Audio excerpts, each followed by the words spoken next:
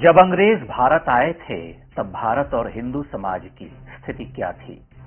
क्या भारत में लोग बहुत निर्धन और पिछड़े हुए थे? समाज में हर ओर छुआछूत, जात पात और ऐसी ही ढेरों सामाजिक बुराइयां चरम पर थीं। उद्योग धंधे, खेती किसानी सब कुछ चौपट हालत में थी। हमारी स्थिति वैसी ही थी जैसी आज सोमालिया और सूडान जैसे देशों की होती है। वामपंथियों द्वारा लिखी पुस्तकों को पढ़ें तो ये बातें सत्य प्रतीत होती हैं, लेकिन सत्य क्या है? यह सत्य पता चलता है अंग्रेज अधिकारियों के अभिलेखों और सर्वेक्षण रिपोर्ट से। भारत में शिक्षा, सामाजिक व्यवस्था, अर्थव्यवस्था, औद्योगिक स्थिति, उत्पादन, कृषि और चिकित्सा आदि विषयों पर तत्कालीन अंग्रेज अधिकारियों ने ये तथ्य जुटाए थे। भारतीय अभिलेखागारों की गहन पड़ताल करने पर ये तथ्य सामने आते हैं। 20वीं शती के महान विचारक और इतिहासकार धर्मपाल ने अपनी 2 बृहद पुस्तकों में इन तथ्यों को सप्रमाण रखा है। आप उन पुस्तकों को पढ़कर इन तथ्यों की सच्चाई जांच सकते हैं। ये पुस्तकें हैं the beautiful tree, indigenous Indian education in the 18th century और Indian science and technology in the 18th century. Hindi में इन दोनों पुस्तकों का संक्षेप रूप भारत का स्वधर्म के नाम से प्रकाशित हुआ है। धर्मपाल ने अपनी पुस्तक में अंग्रेज अधिकारियों की रिपोर्ट के आधार पर लिखा है कि अंग्रेजों का औद्योगिक क्रांति का अहंकार भारत आकर टूट गया था।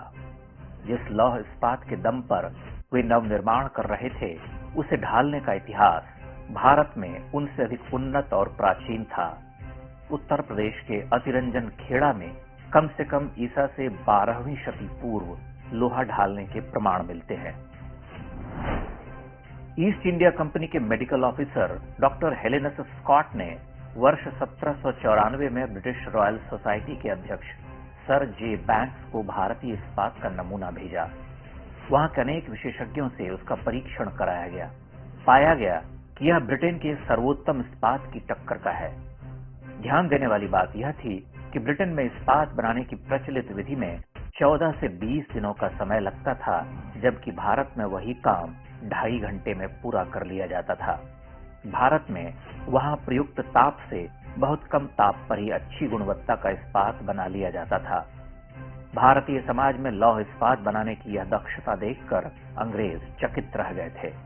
यह काम बड़ी बड़ी स्टील फैक्ट्रियों में नहीं, बल्कि भारत के पारंपरिक लुहार किया करते थे।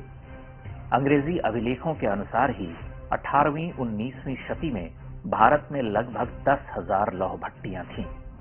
अंग्रेज अफसरों ने यह स्वीकार किया है कि भारत के लुहार लौह इस्पात के उत्पादन में उनसे बहुत आगे थे। यह काम वे पारिवारिक परंपरा के रूप में सीखते और आगे बढ़ाते थे। 18वीं शती में भारत में बर्फ बनाने की तकनीक भी अत्यंत विकसित थी। प्रयाग में बर्फ बनाने के व्यवसाय का विवरण स्वयं अंग्रेज देते हैं। खेती और सिंचाई के क्षेत्र में भारतीय व्यवस्था प्राचीन काल से समुन्नत थी। देश में भांति भांति की फसलों का उत्पादन और भंडारण किया जाता था। खाद्यान्न, तिलहन, दलहन, फल सब्जी, वृक्ष वनोपज, बागवानी की उन्नत प्रौद्योगिकी भारत में थी। प्रचुर मात्रा में जल और नदियां होने के बाद भी भारतीय लोग जल संरक्षण के प्रति अत्यंत सजग और समुन्नत थे। राजस्थान से लेकर सुदूर दक्षिण तक इसके ढेरों प्रमाण मिलते हैं। मद्रास प्रेसिडेंसी और मैसूर के आसपास ही तब 1 लाख से अधिक छोटे बड़े जलाशय थे, लेकिन अंग्रेजों के कदम पड़ने के बाद वर्ष 1850 तक उनमें से आधे जलाशय सूख चुके थे। वर्ष 1800 के आसपास भारतीय खेती की उपज दर इंग्लैंड से 2 गुनी तिगुनी तक थी। भारत में खेती का काम कृषक परिवार स्वयं करते थे, जबकि कथित मॉडर्न इंग्लैंड में यह काम कृषिदासों और श्रमिकों से करवाया जाता था। वस्त्र उद्योग भारत में प्राचीन काल से था। 18वीं शती तक यह उद्योग बहुत विकसित रहा। भारत के सूती कपड़ों से ब्रिटेन के बाजार भरने लगे थे। तब वहां भारतीय वस्त्रों के आयात के विरुद्ध विद्रोह शुरू हो गए। इसका परिणाम यह हुआ कि अंग्रेजों ने भारतीय वस्त्र उद्योग को नष्ट करने का षड्यंत्र आरंभ कर दिया। वे कच्चा माल ले जाकर हमारे कपड़े हमें ही बेचने लगे। वर्ष 1810 तक भारत के कई क्षेत्रों में सूती रेशमी कपड़ा बनाने और निवाड़ आदि तैयार करने के काम आने वाली लाखों खड्डियां थीं। इन्हें ही आज हैंडलूम कहते हैं।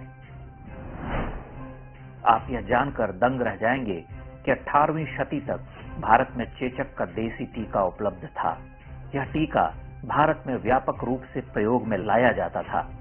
अंग्रेजों ने भारतीय टीके को नष्ट कर उसे प्रतिबंधित कर दिया और अपनी फैक्ट्रियों में बने टीके का भारत में प्रचलन आरंभ किया, जिसके परिणाम स्वरूप 18वीं शती के बाद भारत के कई क्षेत्रों में चेचक महामारी फैलने लगी।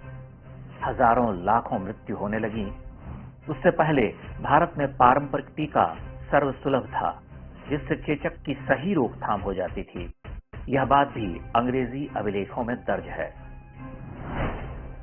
शल्य चिकित्सा अर्थात सर्जरी के क्षेत्र में भारत के ग्रामीण वैद्य तब तक बहुत आगे थे। इंग्लैंड की स्थिति से उसकी तुलना ही नहीं हो सकती। अंग्रेजों ने भारतीय शल्य चिकित्सा की विधि को अवैज्ञानिक बताकर उसे दबाया, नष्ट किया। धीरे धीरे भारत की यह महान चिकित्सा पद्धति मरने लगी। आयुर्वेद का ह्रास हो गया। यह एक गहन रिपोर्ट है। इतिहासकार धर्मपाल ने अपनी पुस्तकों में इसे पूरे विवरण और साक्ष्यों के साथ संकलित किया है। भारतीय समाज और ज्ञान विज्ञान के साथ सबसे बड़ा छल शिक्षा के क्षेत्र में किया गया। आज हमें पढ़ाया जाता है कि शिक्षा पर केवल ब्राह्मणों और कुछ विशेष वर्गों का एकाधिकार था, जबकि सत्य इसके विपरीत है। भारतीय गुरुकुल शिक्षा प्रणाली में पढ़ने वाले 80 से 90% छात्र छात्राएं उन जातियों के होते थे जिन्हें आज पिछड़ा, दलित और शोषित बताया जाता है। ईस्ट इंडिया कंपनी के अधिकारी विलियम एडम ने वर्ष 1830 से 1835 के बीच बंगाल और बिहार के क्षेत्रों की शिक्षा व्यवस्था पर एक सर्वेक्षण किया था। उसकी रिपोर्ट के अनुसार इस क्षेत्र में कोई ऐसा गांव नहीं है जहां पर कम से कम एक पाठशाला न हो। बिहार बंगाल में हर 63 लड़के पर एक विद्यालय था। एडम ने लिखा है कि गरीब से गरीब घरों के बच्चे भी स्कूल जाते हैं। इन विद्यालयों में आर्थिक अथवा सामाजिक आधार पर कोई भेदभाव नहीं होता। सभी बच्चे एक साथ एक ही कक्षा में बैठकर पढ़ते हैं। विलियम एडम से बहुत पहले मद्रास के गवर्नर थॉमस मुनरो ने भी कहा था कि मद्रास प्रेसिडेंसी के हर गांव में पाठशाला थी। बंबई प्रेसिडेंसी के बारे में यही तथ्य सामने आता है। वहां के बारे में अंग्रेजों ने लिखा है कि बड़े गांवों में एक से अधिक पाठशालाएं होती हैं। लगभग पूरे भारत की यही स्थिति है। अंग्रेजों की ऐसी रिपोर्ट्स में एक बात समान है कि गुरुकुलों या पाठशालाओं में 80% से अधिक छात्र कथित निचली जातियों के हैं। मद्रास प्रेसिडेंसी में केवल 13% छात्र ही द्विज वर्ण के थे। लगभग यही अनुपात अध्यापकों के मामले में भी पाया जाता है। ब्रिटिश विद्वान गॉटलीब विल्हेम लेटनर ने लिखा है कि पंजाब में सभी मंदिरों और धर्मशालाओं के साथ पाठशालाएं भी होती थीं। हर ग्रामीण अपने शिक्षकों को अपने उत्पादन का एक अंश गुरु दक्षिणा के रूप में देने में गौरव का अनुभव करता है। ये सारे सर्वे और उनकी रिपोर्ट भारतीयों ने नहीं बल्कि अंग्रेजों ने तैयार की थी। इन्हीं के आधार पर आगे चलकर लॉर्ड मैकॉले ने अपनी शिक्षा नीति तैयार की थी। यह उस काल का सत्य है जिसके बारे में हम भारतीयों के मन में आज तक हीन भावना भरी हुई है। ध्यान रहे कि तत्कालीन भारत पिछले 600-700 वर्षों से इस्लामी आक्रमणों से संघर्षरत था। उसकी पारंपरिक जीवन धारा बहुत हद तक अवरुद्ध हो चुकी थी। कल्पना की जा सकती है कि मुगलों और अंग्रेजों से पहले भारतीय ज्ञान विज्ञान और सामाजिक व्यवस्था कैसी रही होगी। यह किसी आश्चर्य से कम नहीं कि आज हमें ही बताया जाता है कि अंग्रेजों के आने से पहले हम बहुत पिछड़े और संकीर्ण मानसिकता वाले लोग थे। इससे भी घोर आश्चर्य यह कि उन्होंने बताया और हमने सच मान लिया।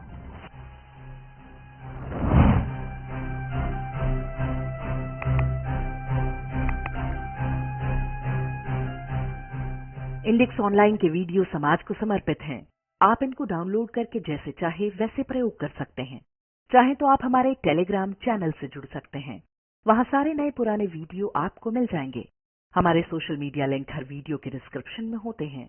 हमारा एकमात्र उद्देश्य हिंदू समाज को जागृत और एकजुट करना है। इसमें सहभागी बने। धन्यवाद।